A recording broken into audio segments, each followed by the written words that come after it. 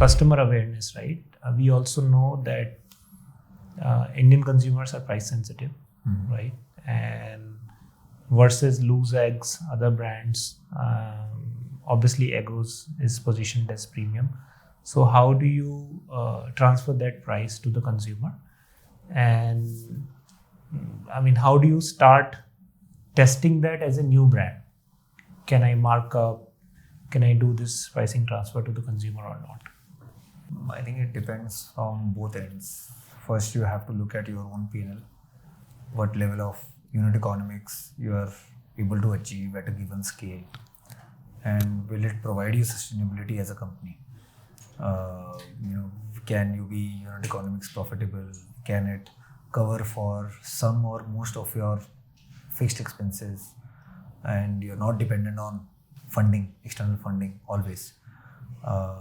So I think as a business, you have to keep that in mind. Second, consumer price elasticity also becomes a very important factor because especially in daily commodities, daily consumption products, especially eggs, because it is a commodity. 95% is loose. It trades on a regular basis. It is a commodity. It's perceived like a commodity.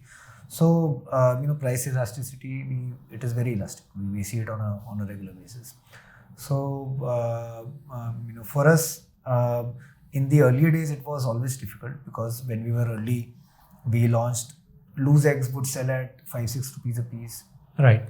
In winters, it would go up as high as 7 to 8 rupees a piece. Our pricing is, today it is around 13-14 rupees a piece. In the beginning, I would say it would have been around 12 plus rupees a piece. So roughly 60 to 80% jump over a commodity. I think that was, in the early days, it was always tough. Because if you're only displaying them online on an app or only showing them in a point of sale, I'm just expensive, it won't solve anything for you or for the customer. They won't get convinced by it.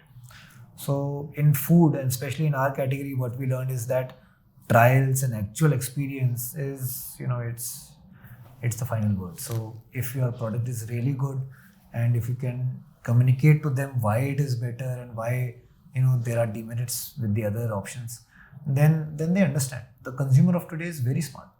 They understand and they're already thinking about the problems you're trying to describe, we are trying to describe.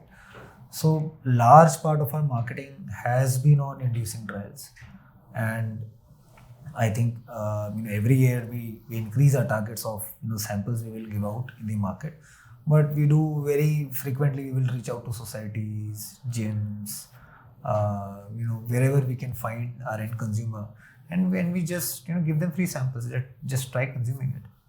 And when a person consumes it and we explain them why it is like this, why is the yolk orange, why is it not smelling, they understand it. And obviously they do their research online there. They will look us up. They will find our material on our website or otherwise, and then they understand. Did you think of different personas for your TG while you were doing this consumer facing pricing kind of exercise? I think we were very intuitively, it's a very general TG because we are a daily product. It's not that niche. And if you have to say core TG, it would be around 25 to 45 years old. People who are working professionals or who are people who are who are young parents. Generally from 25 years on onwards, the focus of health, disposable income, all those intent and those, you can say, the purchasing capacity starts to build up. And as you go further, when post 30, when say any person would become a parent post 30, then you're thinking for the child, and for a child you would want the best out there. And then if the product is 12 rupees, 14 rupees or 20 rupees, it doesn't matter. It has to be the best. So that is where we have seen that 25 to 45 is the ideal range. Of course, we have consumers who are younger than 25 also.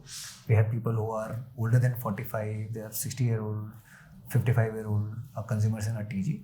But I think when you core focus, define a core TG, it helps because what it will help you is define your brand architecture, how you will communicate, your tone of voice, brand tone, how is it going to be, and you will focus more on solving the problem statement of this consumer group.